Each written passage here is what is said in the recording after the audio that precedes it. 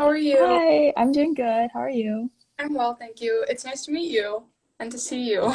Okay. Yeah, nice to meet you too. Yeah, yeah, Thank it's you so cold much. here in New York. It's snowing, so very excited to talk to you. It's cold here too, but not snowing. Uh, So, oh, yeah, well, okay. Yeah. thank you so much for participating in this. We've never covered any topic to do with Indigenous issues, so I'm really interested to hear your perspective. Okay. Well, that's great then. I'm excited. So, so could you start by introducing yourself, maybe talking a bit about where you're from, your background, things like that? Yeah, sure. So jag är Kianna Pete, she totally nishle, nashe bashchina hisle dashe the nakai additional. Hello, my name is Kianna, and I just introduced myself in my native language. I am a citizen of the Navajo Nation. I come from, my home is in Farmington, New Mexico, so in the Four Corners region in the Southwest. Uh, yeah, so that's where pretty much where I grew up. A lot of my relatives live on the Navajo reservation, and we only live about 30 minutes from the reservation in general. So a lot of on and off reservation. We live in a border town. So a lot of diversity in itself where I live in my home and my home city. Yeah. So I currently am a student at Columbia University. I am double majoring in political science with a concentration in ethnicity and race studies that specializes in Indigenous and Native studies in general. And I do a couple of things for the university. First is I work in our multicultural recruitment committee, which basically engages with any prospective students wanting to come to Columbia, those that come from multicultural backgrounds. I specifically work within our Indigenous and Native outreach sector of that portion. So I interact with any like Native students, some high schools from tribal communities, talk to them about the many resources about Columbia and also the overall applying to college in general. I also am our publicity director for our Native American Council. So I do a lot of work curating social media content, uh, engaging with other organizations on campus, sending out newsletters. I also am a part of another initiative called the Amendment Project, which I also create social media content for them. And that account and that organization in general specifically looks at reparation policies, reparation advocacy for Black and Indigenous peoples. So I do a lot of work for them. And then on my own, myself, I also create content online social media, more on Instagram about Indigenous issues that I think are important or things that or any research that I've done specifically for any like classes that I've done, things that I like to share. And that's been like that. I guess that's just me in a nutshell. I do a couple of other things. I also am an older sister. I have four siblings. So I guess that is my other job that I have. Other than that, that's just a little bit about me. So Yeah, well, that all sounds really fascinating. I'm really yeah. excited to hear more about the different work you do with Indigenous issues. That's yeah. So, could you talk about how for you personally how your Indigenous what your Indigenous heritage means to you, and what your Indigenous language means to you? Yeah. So Indigenous heritage. So I guess like when I was growing up, I was surrounded by my culture. And what that means specifically to me is, of course, going back to the reservation, going home, seeing a lot of my grandmothers, uh, getting introduced to some of the traditions we do practice. So things like weaving or jewelry making, traditional like clothing making. My grandmas, I have like grandmas that also teach indigenous languages at like in elementary schools. That being something that's always been inherent since like ever since when I was like young, and seeing that always with me is something that I do continue to carry on. All the time, my grandmother would tell me stories about the origination of like our creators, some special, more sacred stories, things about that, things that instilled morals that I continue to keep and always serve like as a remembrance. So Indigenous heritage is just the way of living for me. It's a way of being, and it's something that you can't separate. It's just something that's inherent, and I think it's very special. And I think as we continue to conversate, I'll talk a little bit more about like how language plays into that. Mhm. Yeah, well, it's great to see that you clearly have such a passion about your Indigenous heritage. I mean, it it's also great that you are able to have so many different perspectives. Like you're living in New York, but you also have your home and your heritage. Yeah. So, how would you define language revitalization? Since that's what we're here to talk about today. Yeah. I think the idea of language revitalization, specifically for anybody who wants to implement policy or governments in general, the idea that language connects to culture is very new for people, and is very new in the talk of like even that becoming a right for Indigenous peoples. We have the United Declaration for Indigenous Peoples, and I do believe it's like Article 11. It gives Indigenous peoples to decide how to present their knowledge and like indigenous themselves as indigenous peoples in general. It gives them the idea of how to present themselves, and the idea for language to be a cultural right um, is very uninterpretable for other people to see and envision.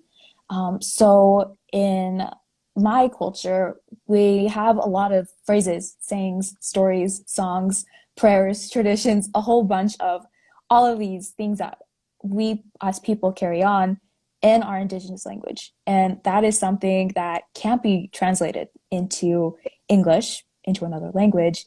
It is something that is only interpretable and I guess significant in itself to be presented as like an indigenous language. Yeah. And yeah, and the thing about languages in general and why that is such an important like in a right and how it continues to define revitalization efforts is that language has been something that has been taken away, has been forcefully like stripped, and through policy in itself. Like we have the boarding school era of people like having indigenous people forcibly speak English and forget everything of what they practice. So in itself, it's ingrained in policy and ingrained in that idea of self-determination. Yeah. Yeah. And you've already mentioned a bit about the boarding schools, but could you talk a bit about the history of language revitalization, the policies that have happened? I know you talked about this on your Instagram. Mhm. Uh, yeah, just about where we are now in the history of language revitalization and what's happened already. Yeah. So, of course, this idea of like language revitalization, of course, stems exactly from colonization itself. Mm-hmm. Colonization is a continuing event. It continues to still suppress indigenous languages, but reeling back to like colonization itself and the idea of having indigenous people learn English can, I guess, one of the more relevant events that I'm more familiar with and I've done research on, I've done projects on, is probably the Indian Removal Act of 1830, and that regards the dispossession of indigenous peoples from their homeland. Mm-hmm. And that whole process of removing indigenous people from their land in itself also affects language. Mm-hmm. So in those journeys, there were many miscommunication between indigenous peoples and the people like removing them. So like the U.S. government.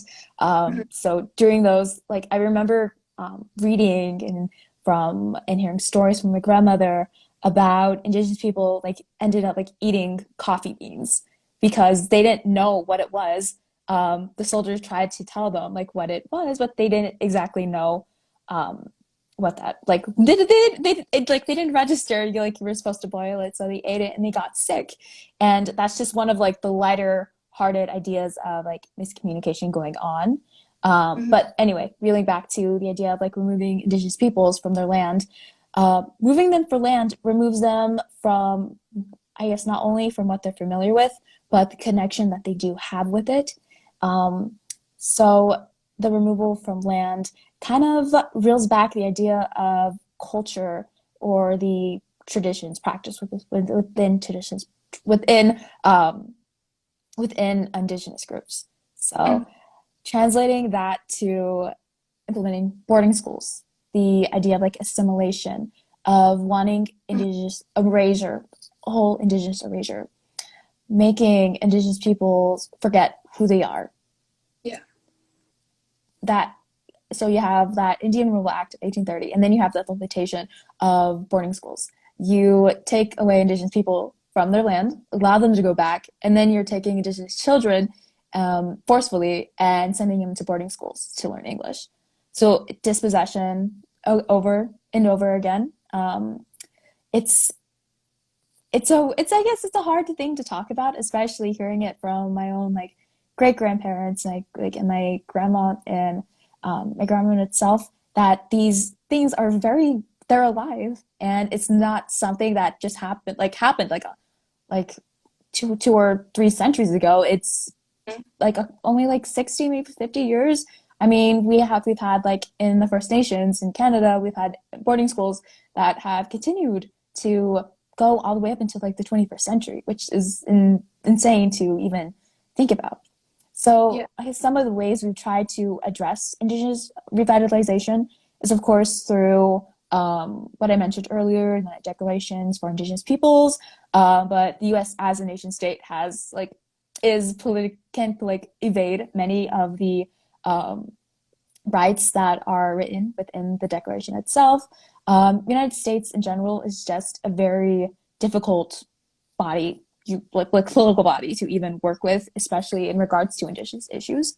Mhm. One experience that one experience that I can say that I've gone through that kind of addresses Indigenous revitalization is the idea of implementing bilingual programs within some schools. So, like, I lived only 30 minutes from the Navajo Reservation.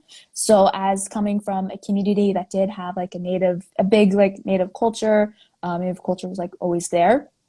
One of the programs we had in our schools were Navajo bilingual programs, which is something that isn't really common outside of New Mexico or even common in the US to have Indigenous peoples be like involved in a bilingual program. So there we had, it was like allotted 30 or to 40 minutes of instructional time about an Indigenous language was and this was all in conjunction with the Bureau of Indian Education, the Navajo Nation in general. So some of these standards were like set up by the Navajo Nation, but on the other side, many of the criteria, such as how much time we got to use for instruction, what we got to learn, how much time for like Native students to focus on this throughout the day was like determined all by non-Indigenous peoples, Mhm. people not related to languages or who had a very like knowledge like any like didn't have that connection of like how language was important to Indigenous peoples itself. So they're pretty much controlling all of these different programs that we've had. And they're currently, or at least from the recent research I did about like a year ago, there weren't any such like protection policies for Native students, Native teachers to have within these programs. So in itself, there was a lot of discrimination, racism against Indigenous students going through these programs, whether if that was experienced or whether that was expressed from administration, staff, or even like students too. That was something that I've experienced, and also I'm pretty sure a lot of Native and Indigenous students who are involved in these bilingual programs have actually like have gone through. So this was all created through the Native American Language Act of 1990, which is actually one of the few congressional like policies that they've actually like that have addressed Indigenous languages and the revitalization of it. But a lot of it is very half-hearted. Of course, I mentioned earlier that we had these bilingual programs instilled, but they weren't in control, or Indigenous peoples didn't have control of them themselves. So Mhm. and in itself, like there's been attempts to ratify some of piece of legislation itself, modify it in some way, but a lot of these efforts were pretty much thrown out immediately once we had different presidential administrations come in, and that effort to revitalize Indigenous languages within the 1990s was pretty much reeled back. And a lot of it just went away. And it's something that is continuing to be resurfaced as times go on. Another thing that I would like to address in the act itself is the importance of funding. I Mhm. remember these programs being something really special to me and a way for me to just be myself without having to, be ashamed of who I was because I did grow up like in a very more conservative community. Mhm. So having that space to just be indigenous and not having to be anything else was really great. Mhm. So there were some activities we would have. One of our more like big cultural events that we have like on the Navajo Nation is like this Navajo Nation Fair, which celebrates the beginning, a renewal of our calendar. So like it's celebrated in October, and that's when like the new year starts for us. That's when our calendar starts. So one of these events we would go to is that fair, and take like this was only like a 30-minute drive from where we were. I remember we didn't have enough funds to go at one point, and so we had to resort to reeling in all of like any activities that dealt with any culture. So that was very difficult to understand. And then I would begin to like wonder, I was like, where's this funding going? Like, why isn't there like more funding? Like as we get older, um, I looked at the specific piece of legislation, and this is from the New Mexico um, Education Board itself, and a lot of their funding for bilingual programs, language revitalization, is prioritized from that kindergarten. I do believe like third grade um, area, and then after that, whatever funding they left, like it's not really there anymore. Um, it's I was like, okay, like this is actually like written down and like seen. And for that to be seen was like, okay, that it makes Yeah. sense like why I was experiencing that. Yeah. Yeah. So that was another thing. And I guess looking at the curriculum and how it was outlined from that New Mexico Education Board. So what I guess the biggest problem I saw is that as Indigenous peoples, as Native peoples, we're not a lot because around like 70% of us are urban, like or live in urban areas or live quote unquote like on off federally recognized reservations. Mhm. So we don't have like typical exposure to indigenous languages. So only getting to learn it for 40 to 40 minutes a day is very jarring to even like have to interpret. Like imagine trying to learn a language in 30 minutes, maybe 2 or 3 times a week. Like that's not going to stick at all. Um, and yeah, and that's something that the curriculum doesn't really address at all. Um, and the creation of bilingual programs, the idea, I do believe like the first bilingual program was created in Dade County in Florida for any immigrant Cubans or people from moving in who only were exposed to their own language coming in. And the idea was for those bilingual programs to assimilate them into regular culture. So like the regular like English normal culture of everybody, and having to split that around where Indigenous peoples are having to learn their own culture in a environment that isn't very culture friendly. Yeah. The connection of those is very, it's not there. There is no connection. Yeah. And about what you were saying about the effects of colonization still lasting, I remember hearing a news story about how cancer rates on like indigenous reservations were so much higher than in other areas because of like water contamination, and how this is so purposeful. Like it could be so easily addressed, well, not easily, but it's it's not a subtle problem, it's an evident problem that just continues to be ignored by politicians. Yeah. Yeah.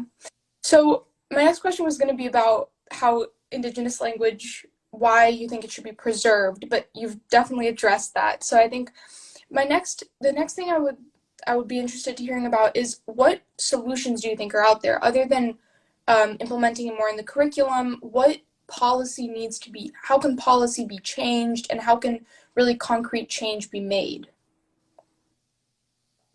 I think uh, whenever we are looking at helping Indigenous peoples in general, um, Indigenous sovereignty is the biggest thing to remember.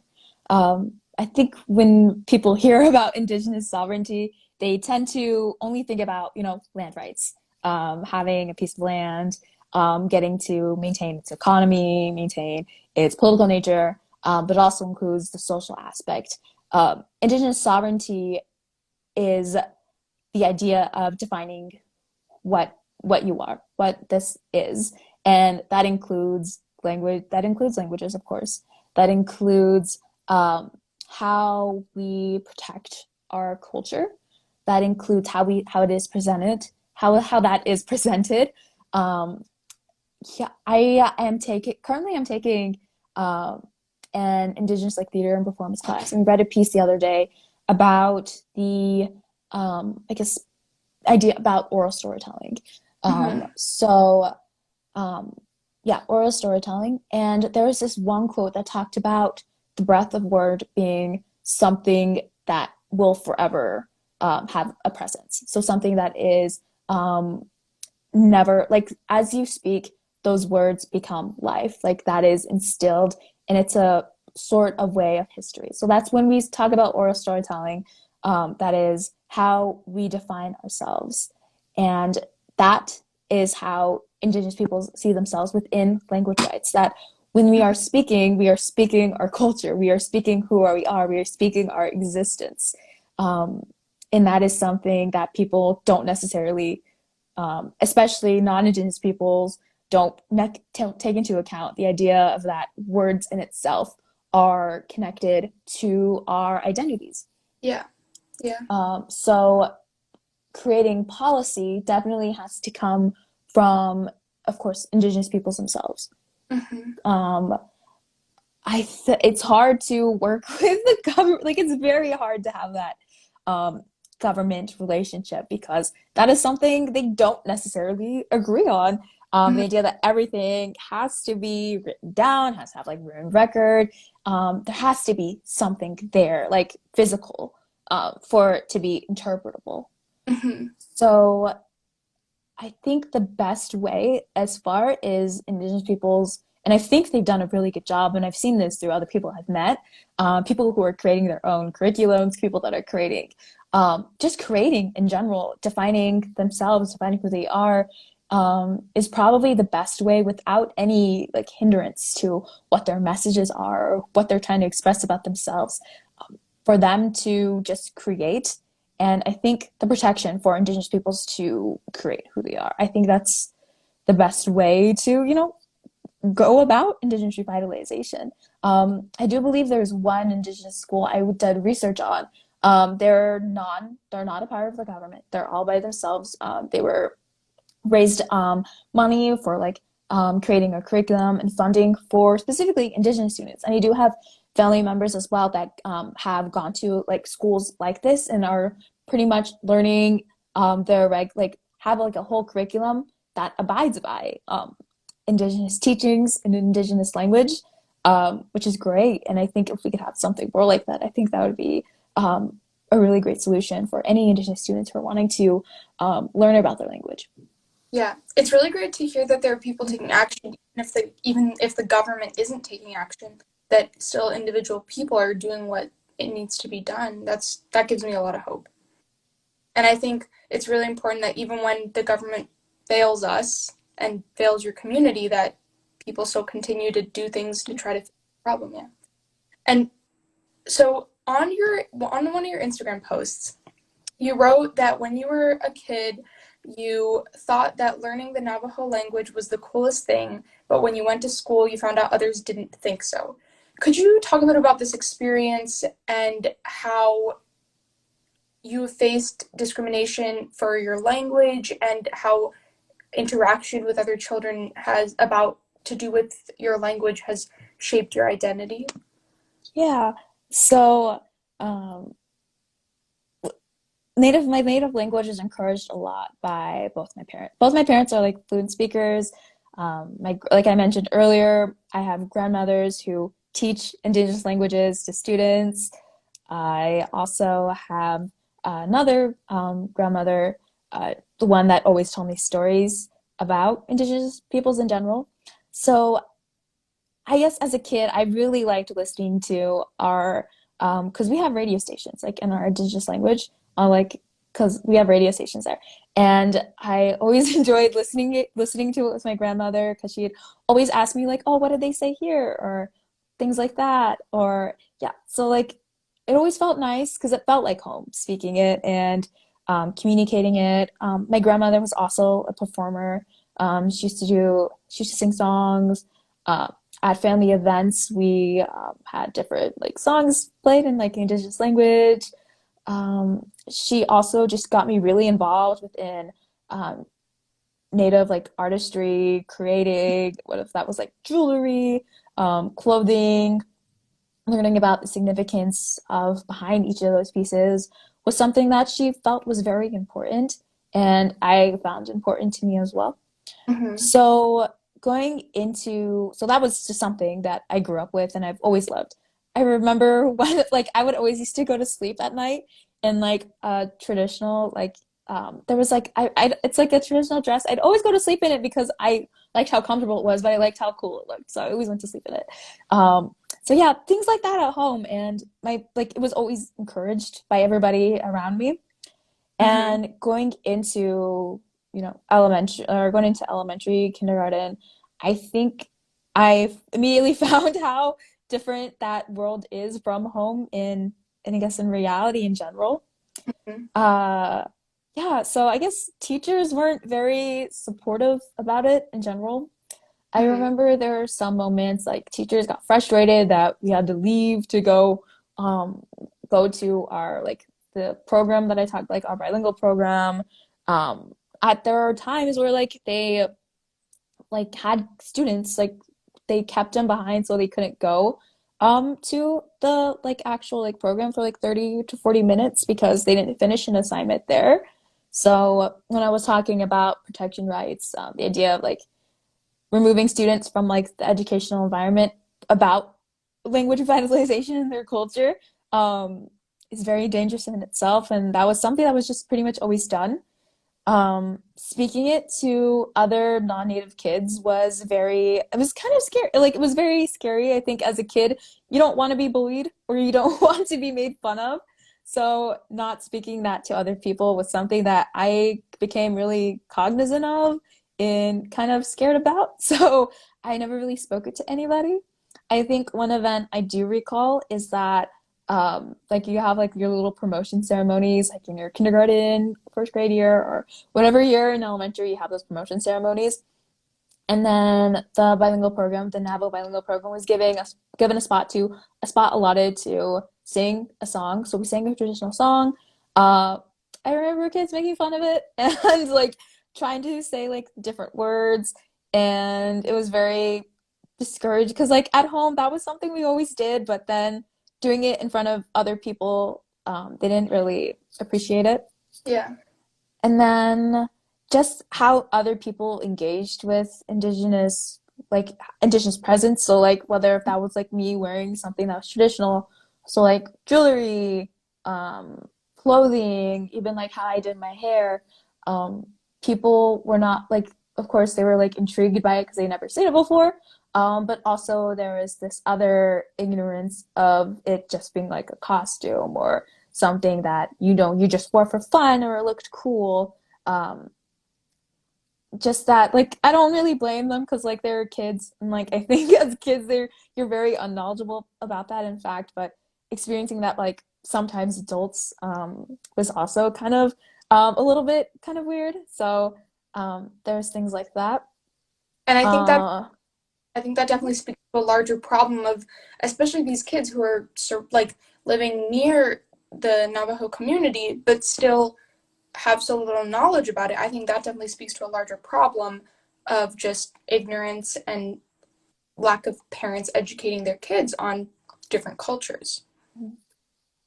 And definitely I remember doing some, or I did research in high school about like this huge significant event where we had like the American Indian movement involved in our hometown. And that is something we didn't even learn about in high school. And it's crazy that all of that history, which this happened like 70s, 80s, even like protests in like the 2000s about indigenous peoples in regard to like criminal justice system. Mhm. And that's something that continues to go on and that not acknowledged in itself is very dangerous. Yeah, yeah. Well, I've learned so much, and thank you Okay, so much no for being on problem. and speaking about your own personal experiences that have been so fascinating. And I'm really intrigued because it's just so interesting to hear about this side of the US that doesn't get a lot of attention in the media or just overall when the US is such a diverse place, but Indigenous people often get ignored. So thank you so much for talking about your experiences. And I hope that everyone who's watched has also learned a lot and really enjoyed it. So yeah, thank you very much for your time. Okay, no problem. Thank you.